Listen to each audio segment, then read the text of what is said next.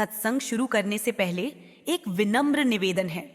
यदि आप इस प्रकार के गहरे आत्मा को छूने वाले सत्संग नियमित रूप से सुनना और पढ़ना चाहते हैं तो हमारे चैनल को सब्सक्राइब करें और साथ ही बेल आइकन को भी दबा दें ताकि आने वाले हर नए सत्संग की सूचना आपको तुरंत मिल सके।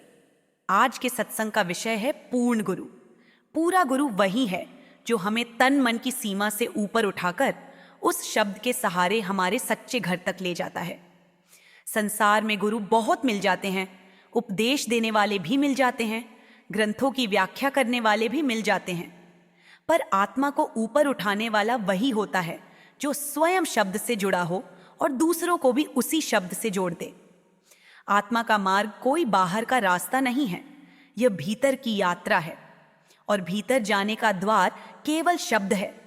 इसलिए संतों ने बार बार यही कहा है कि शब्द स्वरूप, शब्द अभ्यासी गुरु की ही तलाश करनी चाहिए।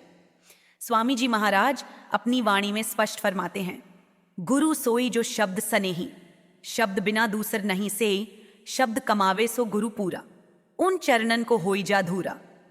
इस वाणी में गुरु की पूरी पहचान बता दी गई है। गुरु वही है जो शब्द से प्रेम करता है, जो शब्द को कमाता है, जो स्वयं शब्द में स्थित है। बिना शब्द के दूसरा कोई सहारा नहीं है। ऐसे गुरु के चरणों की धूल बनने की बात इसलिए कही गई है क्योंकि वह गुरु आत्मा को उसके मूल स्थान की ओर मोड़ देता है। संत आगे समझाते हैं कि बाहरी पहचान पर मत जाओ, न लक्ष्य देखो न अलक्ष्य देखो। गुरु की पहचान केवल शब्द के भेद से करो। जो गुरु शब्द से जोड़ दे वही असली है। हजरत ईसा भी इसी सत्य की ओर संकेत करते हैं। वे कहते हैं कि यदि अंधा अंधे को रास्ता दिखाएगा तो दोनों गड्ढे में गिरेंगे। इसका अर्थ यह नहीं कि आंखों से अंधा, बल्कि वह जो स्वयं भीतर के प्रकाश से वंचित है। जो खुद शब्द से नहीं जुड़ा वह दूसरों को कैसे जोड़ेगा। इसलिए पूरा महात्मा वही है जो स्वयं अंदर के मार्ग को जानता हो, जिसने उस मार्ग पर चलकर देखा हो। गुरु नानक साहिब भी यही समझाते हैं, सतगुरु पूरा सबद सुनाए, मन दिन भक्ति करहु लिव लाए। यहां सतगुरु की पहचान फिर शब्द से की गई है। सतगुरु वही है जो शब्द सुनाता है, जो भीतर की धुन से परिचित कराता है, मन को दिन रात उसी में लगाने की प्रेरणा देता है। पलटू साहिब भी यही कहते हैं, धुन भाने जो गगन की सो मेरा गुरुदेव। अर्थात जो भीतर आकाश में गूंजने वाली धुन से मिला दे वही सच्चा गुरु है। इससे स्पष्ट हो जाता है कि सभी संत एक ही बात कह रहे हैं, अलग अलग शब्दों में, अलग अलग समय में, अलग अलग स्थानों पर।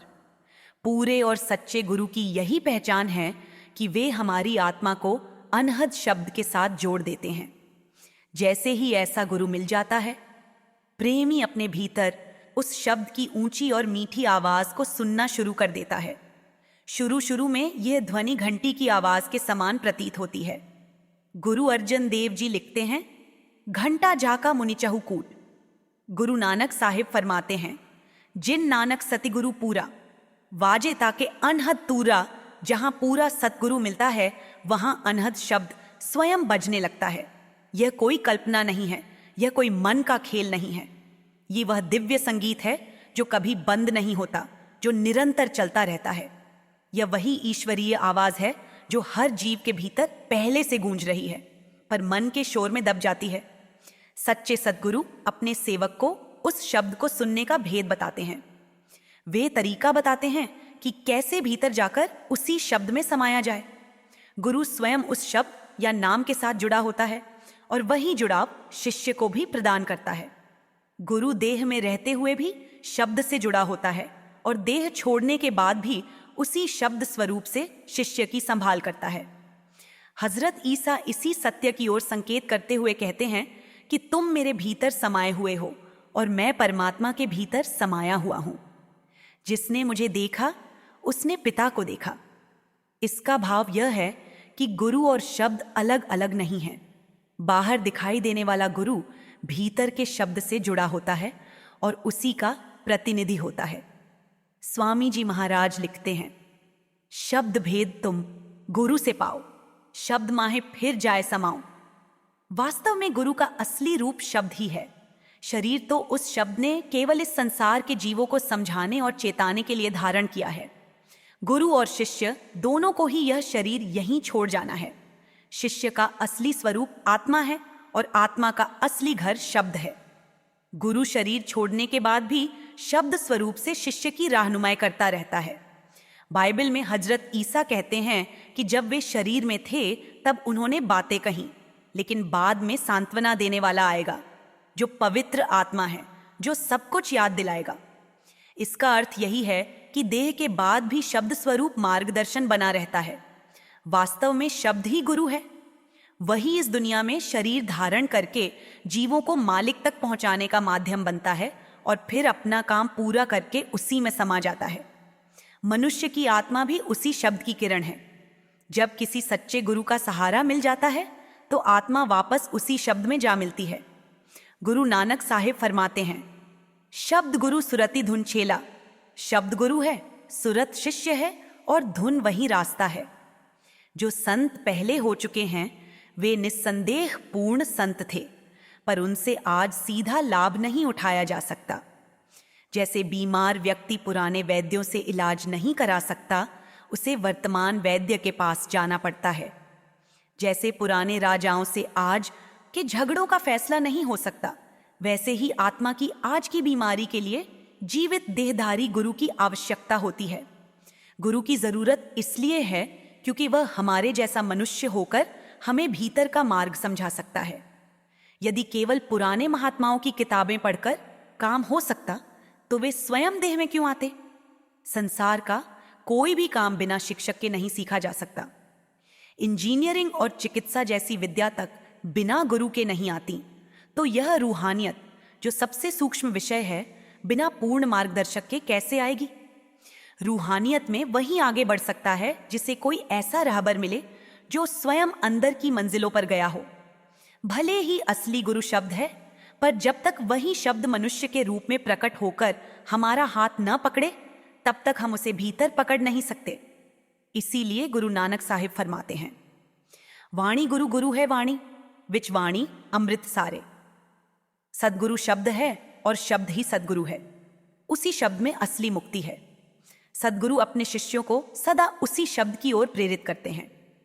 शिष्य आज्ञा में चलकर ध्यान को शब्द में जोड़ता है और धीरे धीरे उसी में लीन होने लगता है। सदगुरु शब्द है और शब्द ही सदगुरु है।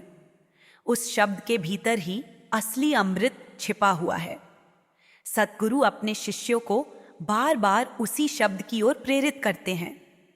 वे बाहर किसी कर्मकांड, दिखावे या बाहरी भेष की ओर नहीं भेजते, बल्कि ध्यान को भीतर मोड़ते हैं। शिष्य सदगुरु की आज्ञा में चलकर अपने ध्यान को शब्द में जोड़ता है। वही जोड़ धीरे धीरे आत्मा को मुक्त करता है। मुक्ति केवल देहधारी गुरु के द्वारा ही मिल सकती है, क्योंकि जीव देह में है और देह से ही देहधारी मार्गदर्शक की आवश्यकता होती है। हम मनुष्य हैं, इसलिए हमें मनुष्य रूप में ही गुरु चाहिए। हमें ऐसा गुरु चाहिए जिसे हम देख सकें, सुन सकें, जिससे बात कर सकें, जिससे प्रेम कर सकें और जो हमारे भीतर उस शब्द की धारा को प्रकट कर सके। बीते हुए महात्मा या उनकी लिखी पुस्तकें यह काम पूरा नहीं कर सकती। वे महात्मा पूर्ण थे, इसमें कोई संदेह नहीं, और जिनको उनकी संगत मिली उन्हें लाभ भी हुआ। पर आज हमारे लिए सीधा लाभ तभी संभव है जब कोई जीवित देहधारी सतगुरु मिले। जब तक हमने परमात्मा को देखा नहीं, तब तक हम उससे सच्चा प्रेम कैसे कर सकते हैं? यह मान लेना कि हम परमात्मा से प्रेम करते हैं अक्सर मन की एक भूल होती है। उसी प्रकार जो महात्मा पहले हो चुके हैं, उनसे प्रेम करना भी अधिकतर कल्पना ही होता है। वे परमात्मा में लीन हो चुके हैं, इस संसार में नहीं हैं। उनके साथ हमारा कोई प्रत्यक्ष संबंध स्थापित नहीं हो सकता।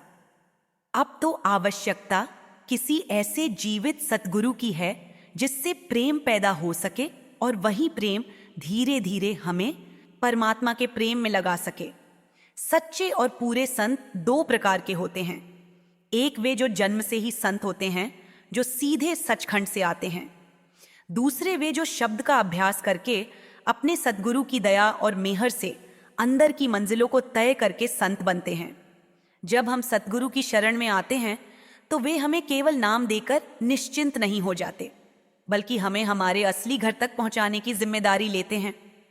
गुरु अर्जन देव जी फरमाते हैं, गुरु मेरे संग सदा है नाले।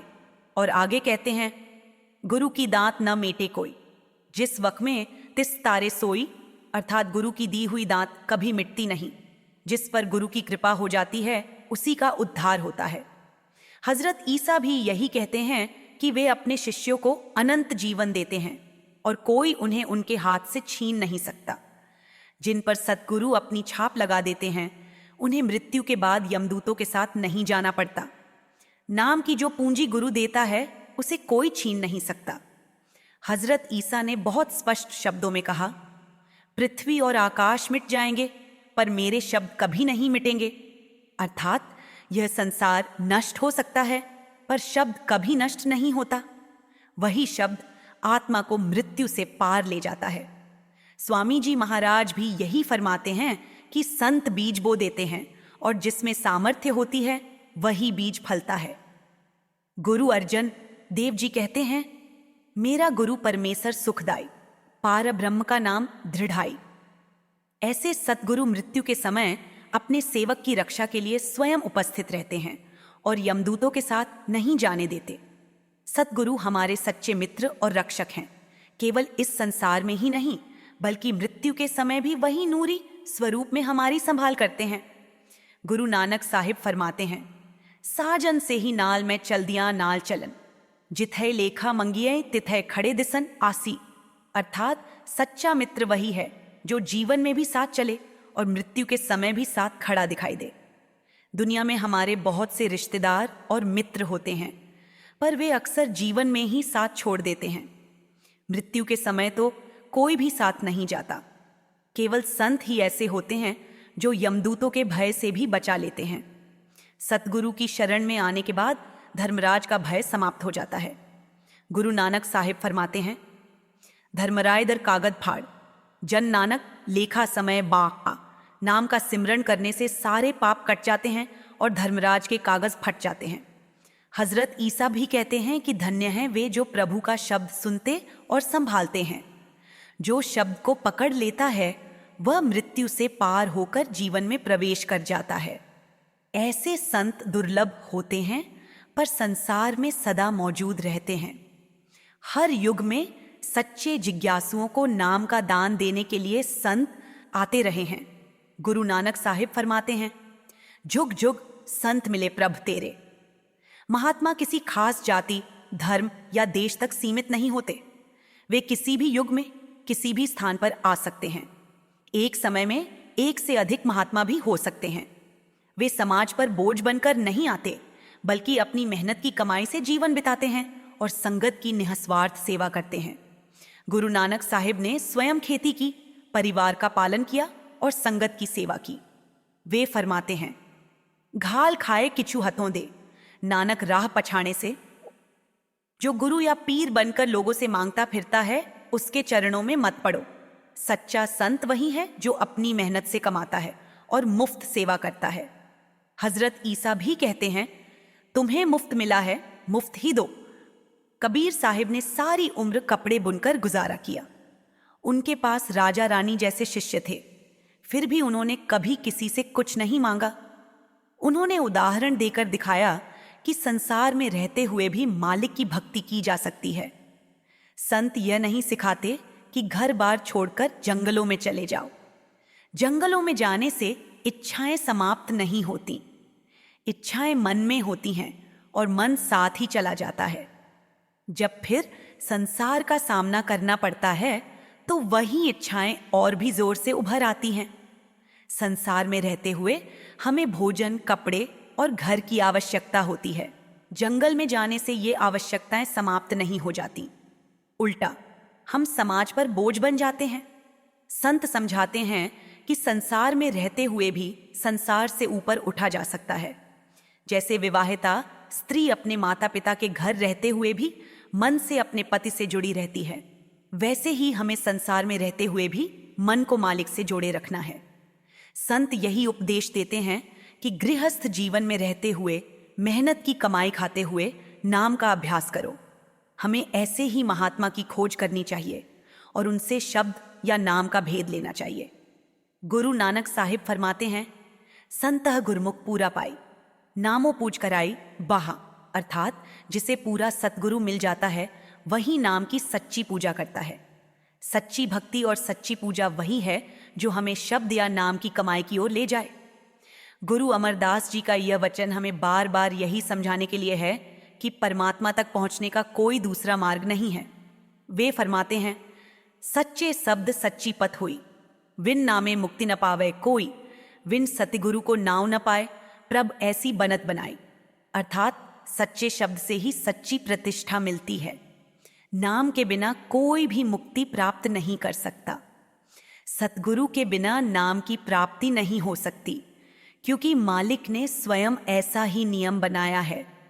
यह कोई मनुष्य का बनाया हुआ विधान नहीं है, यह सृष्टि का शाश्वत नियम है। जैसे आग जलाती है और पानी बहाता है, वैसे ही शब्द आत्मा को ऊपर ले जाता है। इसमें किसी की इच्छा या तर्क नहीं चलता।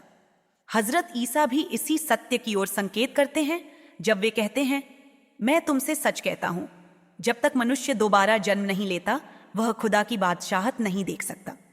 यह नया जन्म देह का जन्म नहीं है, यह उस शब्द से जुड़ने का जन्म है जिससे जुड़कर आत्मा का इस नाशवान संसार से संबंध टूट जाता है। यह जन्म हमें परम पिता परमात्मा के घर का अधिकारी बना देता है।